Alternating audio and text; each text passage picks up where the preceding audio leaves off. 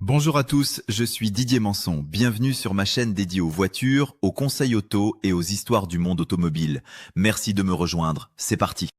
Aujourd'hui, on va parler d'un sujet qui peut vraiment sauver un trajet, une journée au ski, une montée de col et parfois même éviter une grosse galère au bord de la route, comment adapter les chaînes de neige. Si vous avez déjà ouvert un sac de chaînes dans le froid, avec les doigts gelés, la voiture posée de travers sur un bas-côté enneigé et cette impression désagréable de ne pas savoir par où commencer, restez bien avec moi jusqu'à la fin, parce que je vais vous expliquer calmement tout ce qu'il faut comprendre avant, pendant et après le montage. Le but n'est pas seulement de poser deux chaînes sur deux pneus. Le but, c'est de savoir choisir le bon équipement, le monter au bon moment, éviter les erreurs qui abîment la voiture et surtout garder le contrôle quand les conditions deviennent difficiles. Beaucoup d'automobilistes pensent qu'ils sauront improviser le jour où la neige arrive. En réalité, c'est précisément ce jour-là qu'on découvre que les chaînes sont emmêlées, qu'elles ne correspondent pas aux pneus, qu'on ne sait pas sur quelle roue les installer ou qu'on a oublié les gants. Aujourd'hui, je veux que vous sortiez de cette vidéo avec une méthode claire, comme si j'étais à côté de vous sur un parking de montagne, en train de vous guider étape par étape. Avant même de toucher aux chaînes, je commence toujours par une vérification essentielle.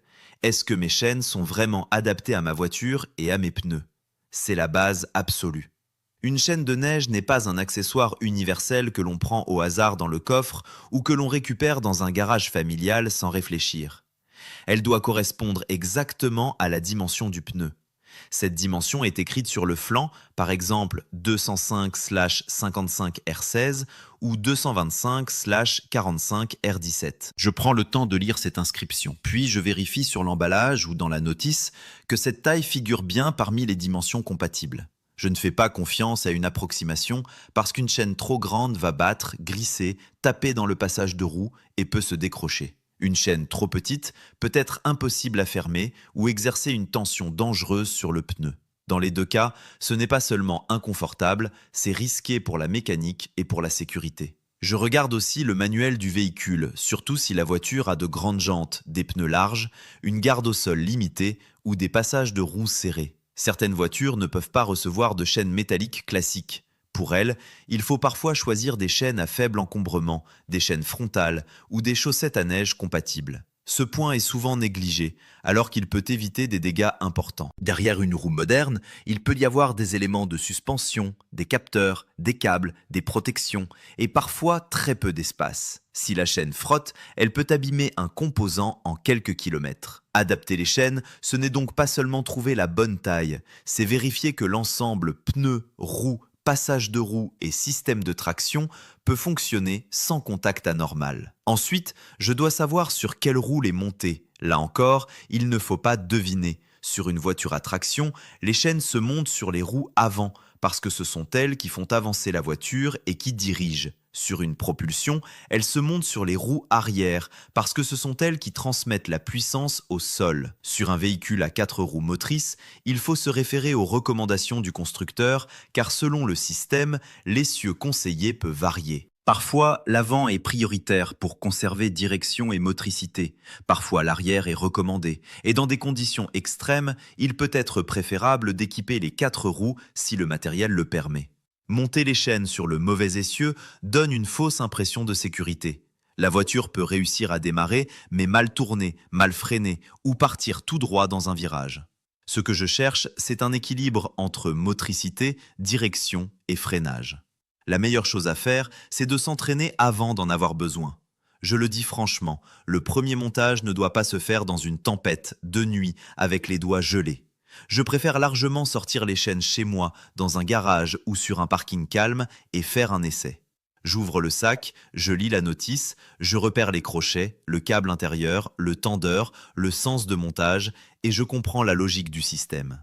Chaque modèle a ses particularités. Certaines chaînes se glissent derrière la roue, d'autres se posent par l'avant, certaines ont une tension automatique, d'autres demandent un retentionnement manuel. Quand on a déjà manipulé le matériel une fois au calme, tout devient plus simple sur la neige. On sait où sont les pièces, on reconnaît les couleurs ou les repères, on comprend ce qui doit être tendu et ce qui doit rester mobile. Dans mon coffre, je veux que le kit soit accessible. Les chaînes au fond du coffre sous les valises, c'est une erreur classique. Quand il neige, je ne veux pas sortir tous les bagages pour les trouver. Je garde le sac à portée de main avec une paire de gants de travail, une petite lampe frontale, éventuellement un morceau de carton ou un tapis pliable pour poser les genoux et un sac pour ranger les chaînes mouillées après usage. Ce n'est pas du luxe. Les chaînes sont froides, sales, parfois couvertes de sel, et les monter avec des gants trop fins ou sans lumière rend l'opération beaucoup plus pénible.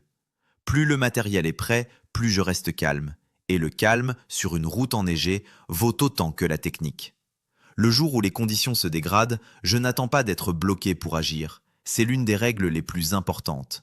Si la neige commence à tenir, si je vois une montée difficile, si un panneau indique que les équipements spéciaux deviennent obligatoires, je cherche un endroit sûr pour m'arrêter. Je préfère monter les chaînes 5 minutes trop tôt que 20 minutes trop tard dans une pente où la voiture patine déjà. Je choisis si possible une aire de chaînage, un parking, une zone dégagée ou un bas-côté large et visible. J'allume les feux de détresse, je garde les roues droites, je serre le frein de stationnement, je passe la boîte en position parking où j'engage une vitesse selon la transmission et je fais attention à la circulation. Je ne monte jamais des chaînes en plein virage, au milieu d'une voie ou juste après une bosse. La première sécurité, c'est l'endroit où l'on s'arrête. Une fois la voiture sécurisée, je sors les chaînes et je les démêle complètement. C'est un moment que beaucoup de gens veulent bâcler, mais il est décisif. Une chaîne vrillée ne se posera pas correctement. Je la tiens devant moi, je regarde le sens des crochets, je repère la face qui ira contre le pneu et celle qui restera vers l'extérieur. Sur beaucoup de modèles, les parties ouvertes des crochets ou les zones les plus agressives ne doivent jamais être orientées vers le flanc du pneu, sinon elles peuvent l'endommager. Je pose la chaîne à plat, je vérifie que les maillons forment un dessin régulier, sans nœud, sans torsion, sans partie coincée. Si je vois déjà que la chaîne est de travers au sol, je corrige avant de la mettre sur la roue. Il vaut mieux perdre quelques secondes maintenant que devoir tout recommencer avec les mains froides. Pour une chaîne classique à câble intérieur, le principe est généralement de passer le câble derrière la roue, de le faire ressortir de chaque côté, puis de le fermer en haut ou derrière le pneu selon le système. Je fais ce geste doucement, sans forcer et sans accrocher ce qui se trouve derrière la roue. Une fois le câble fermé, je répartis la chaîne sur la bande de roulement. Je veux que les maillons couvrent le pneu de façon régulière, ni trop à l'intérieur, ni trop à l'extérieur. Ensuite, je ferme le système extérieur, puis je mets le tendeur en place. Si le modèle possède une tension automatique, je vérifie que le mécanisme est bien enclenché. Si la tension est manuelle, je suis exactement le chemin prévu. Je n'invente pas un raccourci avec un crochet placé au hasard, car une tension mal répartie peut casser un maillon ou déplacer la chaîne en roulant. Je fais ensuite la deuxième roue avec la même attention. Les chaînes se montent par paires sur le même essieu. Rouler avec une seule chaîne déséquilibre fortement la voiture. Un côté accroche, l'autre patine. Le différentiel travaille de façon anormale et la trajectoire devient imprévisible. Une fois les deux chaînes installées, je ne repars pas immédiatement comme si tout était terminé. J'avance ou je recule très doucement d'1 ou 2 mètres, juste assez pour que les chaînes se mettent en place autour des pneus. Puis je m'arrête à nouveau en sécurité, je sors, je contrôle le centrage et je retends si nécessaire. Cette vérification après quelques mètres est fondamentale. Une chaîne fraîchement montée peut se replacer, se détendre légèrement ou révéler un mauvais centrage. Si je saute cette étape, je risque d'entendre un claquement après le premier virage et là, ce sera beaucoup moins pratique pour corriger. Quand les chaînes sont montées, la conduite doit devenir beaucoup plus douce. Je n'accélère pas brutalement, je ne freine pas au dernier moment, je ne tourne pas le volant comme sur route sèche. Les chaînes améliorent la motricité, mais elles ne changent pas les lois de la physique. La voiture reste lourde, l'adhérence reste limitée, les distances de freinage restent plus longues. Je roule lentement, en respectant la vitesse maximale indiquée pour mes chaînes, souvent entre 30 et 50 km/h selon le modèle. Je garde une grande distance avec le véhicule devant moi. En montée, je cherche un rythme régulier, sans à-coups. En descente, je réduis la vitesse avant que la pente devienne trop forte et j'utilise le frein moteur autant que possible. En virage, je ralentis avant de tourner, pas pendant que la voiture est déjà en appui. Tout doit être progressif. J'écoute aussi la voiture. Avec des chaînes, il est normal d'entendre un bruit de roulement différent, un rythme métallique régulier, une vibration légère. En revanche, un claquement fort, irrégulier, un bruit de fouet dans le passage de roue ou une vibration brutale ne sont pas normaux. Si cela arrive, je m'arrête dès que possible dans un endroit sûr et je vérifie. Je regarde si la chaîne est centrée, si un crochet s'est défait, si le tendeur a bougé, si un maillon est coincé. Je ne me dis jamais « ça ira bien jusqu'en haut ». Une chaîne mal positionnée peut abîmer un pneu, une aile, un capteur ou un flexible en très peu de temps. La bonne réaction, c'est de contrôler immédiatement. Il faut aussi savoir quand enlever les chaînes. Elles sont faites pour rouler sur la neige ou la glace, pas sur l'asphalte sec. Si la route redevient noire et dégagée sur une distance importante, je m'arrête dans un endroit sécurisé et je les retire. Sur route sèche, les maillons s'usent rapidement, la voiture vibre, les pneus souffrent et les contraintes mécaniques augmentent. Pour le démontage, je procède calmement. Je détends le système, j'ouvre les crochets, je libère la chaîne, puis j'avance ou je recule légèrement si une partie est coincée sous le pneu. Je ne tire pas violemment parce que je peux tordre un élément ou me blesser. Une fois les chaînes retirées, je les secoue pour enlever le plus gros de la neige, je les range provisoirement dans leur sac ou dans un sac séparé, puis je les nettoie correctement au retour. L'entretien après usage est très important. La neige, l'eau et surtout le sel de déneigement attaquent le métal. Si je remets des chaînes mouillées dans le coffre et que je les oublie pendant des mois, je risque de les retrouver rouillées, rigides ou fragilisées. Dès que possible, je les rince à l'eau claire, je les laisse sécher complètement, puis je les range proprement. J'en profite pour inspecter les maillons, les crochets, le câble intérieur, les tendeurs et les zones de fixation.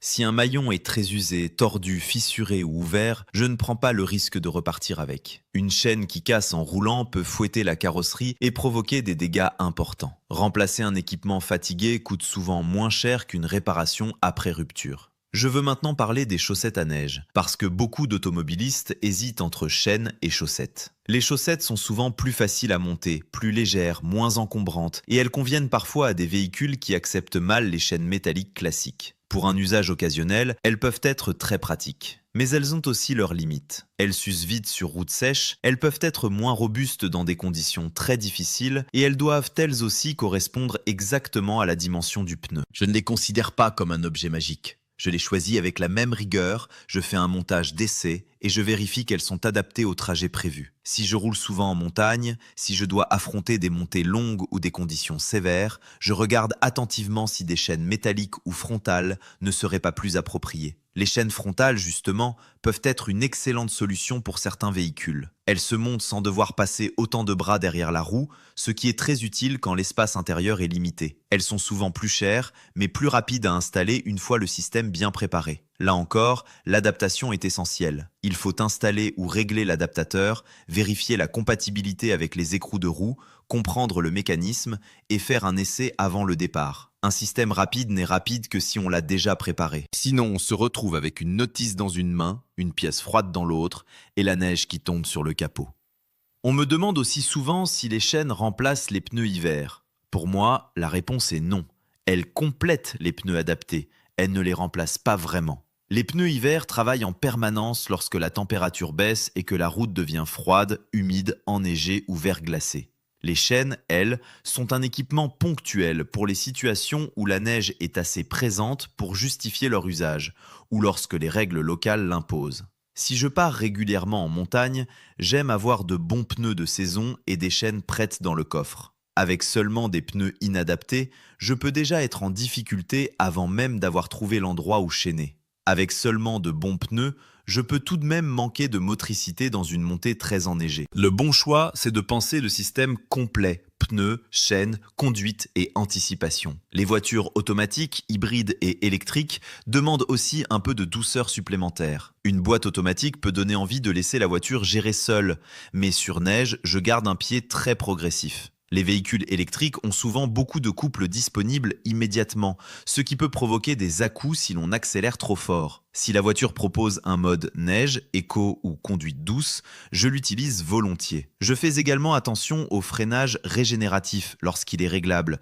car une décélération trop marquée au lever de pied peut surprendre sur sol glissant. Le principe reste toujours le même, éviter les changements brusques, garder de la progressivité et laisser aux pneus et aux chaînes le temps de trouver de l'adhérence. Si la voiture est déjà bloquée, je ne panique pas et je n'accélère pas davantage. Faire patiner les roues pendant de longues secondes ne fait souvent qu'aggraver la situation en creusant la neige et en polissant la surface. Je m'arrête, je sécurise la zone et je regarde si je peux monter les chaînes sans danger. Parfois, il faut dégager un peu la neige devant et derrière la roue pour passer le câble ou placer correctement les maillons. Une fois les chaînes installées, je repars tout doucement, sans coup d'accélérateur. Si la voiture ne bouge toujours pas, je n'insiste pas jusqu'à sentir l'embrayage chauffer ou jusqu'à vider la batterie. Je cherche une aide extérieure, une pelle ou une solution plus sûre. Les chaînes sont très efficaces, mais elles ne remplacent pas le bon sens. Je veux également insister sur les erreurs à éviter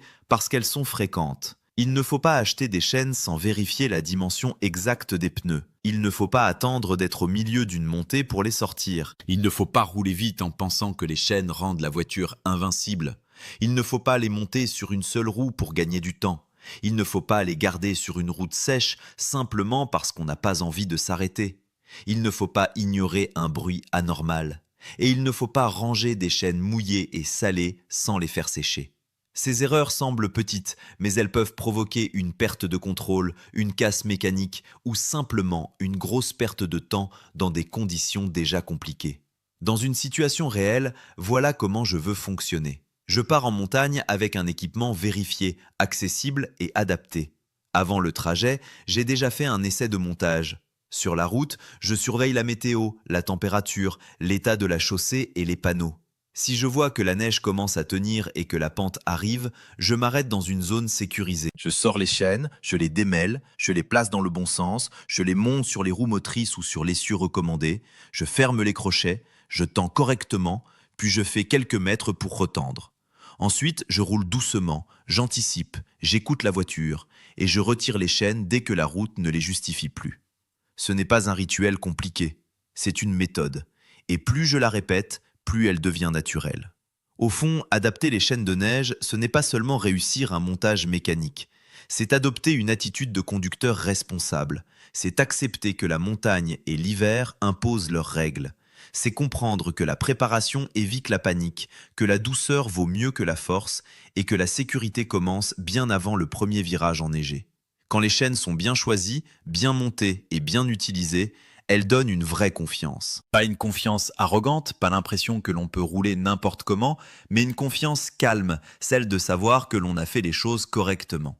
Si vous devez retenir une seule chose de cette vidéo, retenez ceci. N'attendez pas le mauvais moment pour découvrir votre matériel. Ce soir ou ce week-end, regardez vos pneus, ouvrez votre sac de chaînes, lisez la notice, faites un essai, puis rangez le tout de manière accessible avec des gants et une lampe. Le jour où la neige tombera vraiment, vous serez prêt. Vous saurez où vous arrêter, sur quelle roue travailler, comment tendre, comment contrôler, comment conduire et quand retirer l'équipement. Moi, c'est Didier Manson, j'espère que ce guide vous aura aidé à comprendre en détail comment adapter les chaînes de neige à votre voiture et à vos conditions de route. Conduisez prudemment, anticipez, respectez la montagne. Et souvenez-vous qu'un bon conducteur n'est pas celui qui prend le plus de risques, mais celui qui sait éviter d'improviser quand les conditions deviennent difficiles.